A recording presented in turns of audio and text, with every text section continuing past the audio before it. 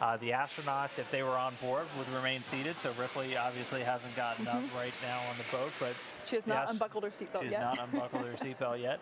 The astronauts, if they were on board, would remain seated, and they stay in their suits at this point.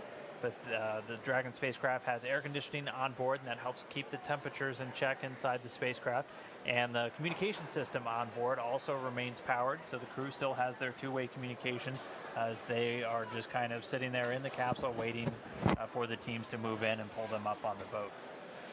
If I were an astronaut inside the capsule right now, I would imagine this point to be kind of like when you're going through a car wash. You know, you're safe, you can talk, you're comfortable in your enclosed environment, but you can't open the door just yet. There's a lot of water. Yeah. Now it took a little bit over 10 minutes for the recovery to complete their safety checks, and they completed their preparation activities. And right now, as we can see, they are making progress toward being able to lift Dragon up and onto the recovery vessel. As part of the preparation for this lift, we saw earlier that a member of the recovery team actually climbed on top of the capsule, and that was in order to attach the Dragon's hoist rings and connect the lifting line. So a lot of physical requirements for that particular role. I probably would not be able to do it. I'd fall right off most likely. But it's really cool to be able to see our recovery team who has been practicing live in action here with these beautiful shots from the Atlantic Ocean.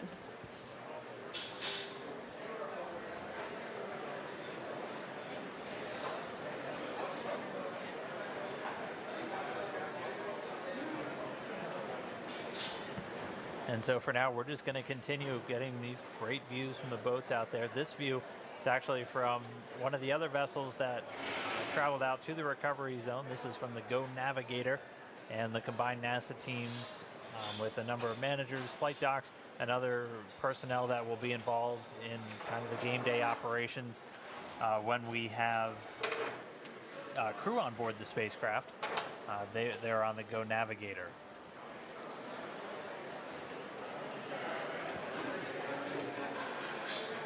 Like we've mentioned before, the ship that you see there is fully equipped for medical checkouts. If we did have astronauts on board Dragon today, as soon as they egress from the side hatch, they would be taken into the medical quarters and given a medical examination just to make sure that everything is good and everyone's in good health. There's a helicopter pad on top of it.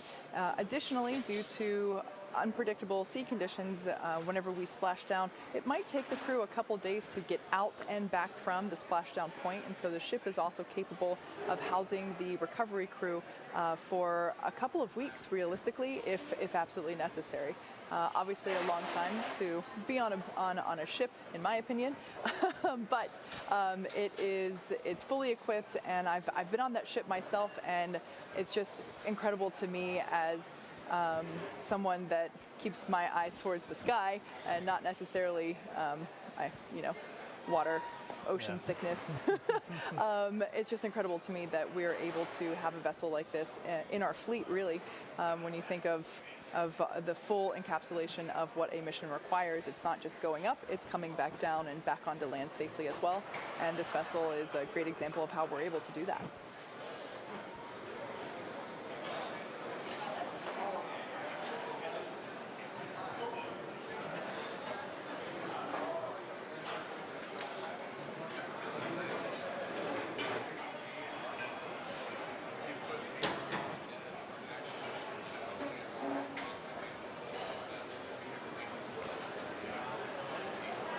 And as mentioned just a little while ago, so this is actually a view from the Go Navigator. That's one of the two ships that have traveled out to the splashdown zone. One of the NASA personnel on board that ship is Shane Kimbrough, and he's actually the lead for all of the various NASA recovery teams and pretty much responsible for overseeing all the crew's needs and all their recovery, all their quarantine before launch. He likes to say I think he told us they kind of belong to him once they're in quarantine and getting ready. So he's actually joining us now via a satellite phone from that ship. Shane, thanks for calling in real quick. How's everything looking out there with Dragon Recovery? Hey Dan, great to talk to you from the Go Navigator. Everything's going really well. It was just beautiful seeing it come in on the drogues and then the main parachutes and then obviously the splashdown. You guys are probably seeing video now. The Ghost Searcher is getting pretty close to getting the capsule and getting it on deck. And so, Shane, what was the trip out there like? I know we're kind of at a landing zone a little bit further away than when we have crew actually on board, but how's everything look so far? Everything's been great. The crew's taken great care of us. It was about a 30-hour journey to get out here to the splashdown zone, but we woke up this morning knowing we were only a couple hours away from all the action happening, so that was really cool, and now it's great to be involved in the recovery of demo-1. That's awesome to hear. It was one thing for us to be able to watch it from Mission Control. What was it like watching Dragon splashdown with your own eyes, Shane? Absolutely incredible. I mean, there was a lot of excitement building on the boat, you know, the 30 minutes or so prior to entry. And then once, you know, one person saw the drogues open, everybody's yelling and pointing and all excited. So it was really, really neat. And from our perspective, it looked absolutely perfect. So I'm not sure what the data will show otherwise, but it looked really amazing. We have a beautiful day out here, very calm seas, and couldn't ask for better weather. And so, Shane, obviously you didn't come down in this capsule today, but you have come down in a capsule, but on land. What's this experience being out on the ocean been like? How does that really compare from when you touched down over in Kazakhstan? Yeah, good question. As we're sitting here talking, it's been, 45, 50 minutes in splashdown, and I'm thinking, you know what, there's a crew in there, and that's a long time to be waiting to get picked up, so we'll tighten up that timeline a bit, just knowing the crew's probably not going to feel very well at this point. And the sooner we can get to them and get them on deck and then eventually back on land will help their recovery process. All right, so we're continuing to get these views. What's kind of ahead for you and the rest of the teams? I know you said it's going to be about a 30-minute or a 30-hour boat ride back into harbor. Yeah, that'll be probably about the same going back. I think we'll be out here another hour or so, maybe 2 hours, just getting everything situated, and the SpaceX team on Ghost Searcher, once they give us the go, then we'll start heading back to port. And we're supposed to arrive late Saturday night back into Port Canaveral. All right, well, Shane, we'll let you get back to watching all the operations. I know you got a job to do other than talking to us, but I do really appreciate you calling in from all the way out there in Atlantic. It was a great splashdown, and we'll see you when you're back in Houston. Sounds great. Thank you, guys, and enjoy the rest of the scenes out here as you're getting them from the Go Navigator. Take care. All right. And that was NASA astronaut Shane Kimbrough. He's out with the NASA teams who are on a boat watching as the Ghost Searcher gets a little bit closer. Looks like pretty soon they're going to start reeling that Dragon in, and we're going to get to see it go up onto the Dragon nest.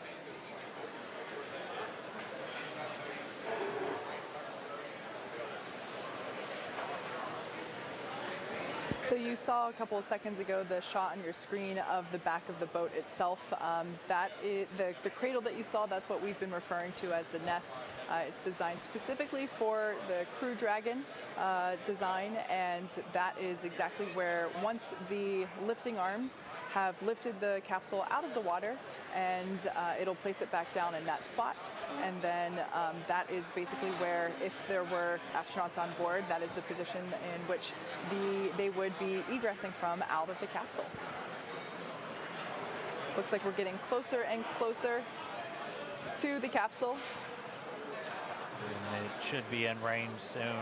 As we've talked about, it's expected to be about an hour or a little bit less post splashdown for the capsule to be back up on the boat. And as you kind of heard Shane talk about, really you just want to try and get the crew out of there and in a more stable environment as quickly as possible, and then you can actually start take the boat and start heading back into port. And if you missed some of the data earlier in the show, they are a little over 200 nautical miles out to sea right now, which is why we were hearing it's going to take them about 30 hours to come back in. Once we have crew on board, that's not going to be the case. They're going to be in much closer to land, within about 20 or 24 nautical miles, and so that gives you the option to be back at shore in just a couple of hours. But as Kate pointed out earlier, there is a helipad on that boat. So if for any reason they needed to get the crew back much quicker, they could actually airlift them out and then bring them right back to dry land there in Florida. But the gap continuing to close. It sounds like operations are definitely picking up here in SpaceX headquarters if you're starting to hear some of that. But everything looking great so far. We should have that Dragon on the boat in just a little bit.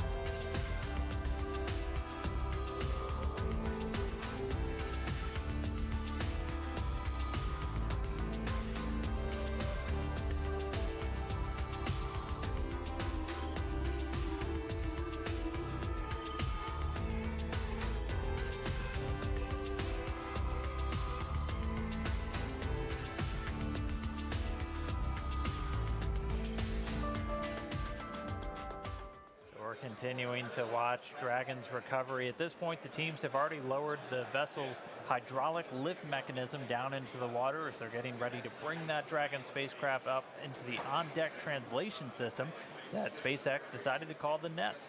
And Dragon's going to remain in that nest during its journey back to the coast, where it's going to arrive at Port Canaveral, Florida. Again, we're expecting that to take about 30 hours or so. For this mission, it'll take them that long to make their way back because they're a little over 200 nautical miles out to sea. But for crewed missions, as we've said, the landing zone's only going to be a couple hours ride away from port. And that's just so SpaceX can quickly get those returning astronauts back to dry land, where things are a little bit stable. And after you've been in microgravity for about 6 months, your feet will probably appreciate that. The capsule pretty soon, though, is going to get lifted and set into that nest, and then they're going to center and orient the vehicle. And then Dragon will eventually get translated into the hangar aboard the ship so that the teams can open up the hatch. And for missions with astronauts aboard, we're almost at the point where the recovery teams would be assisting the crew to get out of Dragon. So we're almost there. That would happen shortly after they get back onto the ship. In aerospace terms, we call that the crew's egress from the spacecraft. And under the typical circumstances, the SpaceX recovery team is going to be helping out the crew of Dragon within 1 hour of landing. Yeah, so you can see on your screen there, Dragon is getting closer and closer to the back end of the recovery ship. Just a minute or two ago, we saw the crew member that was responsible for attaching all the appropriate rigging to the vessel jump off the capsule and back into the water. Right now we're just waiting for Dragon to lift up and out of the water and into the nest.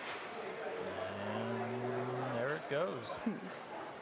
So there facing us is what we call the side hatch, and that is where, as Dan just mentioned, the astronauts would, if we had astronauts on board today, where they would be exiting. The top hatch is what we use to connect to the ISS, and that is currently hidden underneath the nose cone. But like we said, astronauts will be coming out of the side hatch. Yeah, and we got a beautiful shot there. Now the hydraulic lift is coming back towards us, and it is preparing to lower the Dragon capsule into its nest.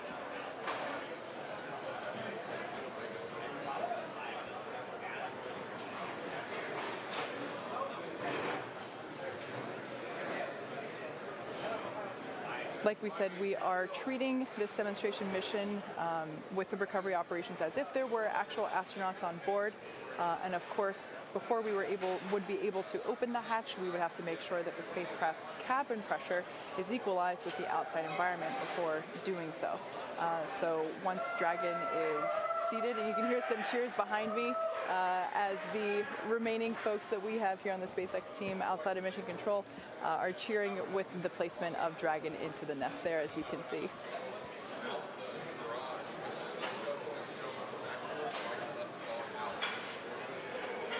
You might also notice that the thermal protective system that we have on the outside of Dragon, if you were watching during launch, was a pristine white. Of course, upon re-entry, like we mentioned before, there was plasma, of course, as it re-entered through Earth's atmosphere. So we have a lovely toasted marshmallow there sitting in the nest of our recovery ship, which is, I just think it's such a cool view now that we're bringing the Dragon down, and we are obviously recovering our rockets, and it's just really cool to see that evidence of return back to Earth is really wonderful. Yeah, and we had fantastic luck with the weather today. The sea states were relatively calm by all reports, only a couple of clouds dotting the sky. Had great views of Dragon all the way down under its parachutes, even before its parachutes. We saw it just after that plane, entry interface, and we were getting some really cool views from the WB-57 airplane. But with Dragon back on the boat, that's about it for us. We're just now at about the end of this mission. So at this point, as we had talked about, the recovery personnel would assist in the astronauts getting out of Dragon, and those medical teams would be standing by, and there's medical evaluation rooms on board. But no people on board. Ripley won't need a medical exam, but they will be getting all of the data back from the sensors placed around Ripley, that anthropomorphic test device. on board as they get all of the different G-forces that Dragon was exposed to, the sound environment, everything that the crew would experience, Ripley just experienced. But this mission started just about 6 days ago with that early morning launch on March 2nd. We had a successful approach and docking to the International Space Station, did all of the demonstrations as expected for the mission. It was docked for the last 5 days. They tested Dragon's communications and power systems with the space station. They unloaded about 400 pounds of cargo and loaded 300 pounds of cargo back on. We had that undocking just a couple of hours ago, a successful re-entry, 4 great parachutes, and a splashdown in the Atlantic Ocean at 8:45 a.m. Eastern Time, 5:45 a.m. for us over here on the Pacific Coast. So it was really a fantastic mission. It's been a huge honor for me to be out here at Hawthorne to share this with everybody and to share it with my SpaceX counterparts out here. A successful mission, the first successful test flight of NASA's Commercial Crew Program to the International Space Station. Yeah. So as Dan said, it's been an incredible honor to share this mission with the public. All the teams are incredibly thrilled with the success of this demonstration mission, which of course paves the way for our first crewed flight later this year. Be sure to follow along with SpaceX and NASA on our social media for updates and next steps on the Commercial Crew Program. Until next time, see you then.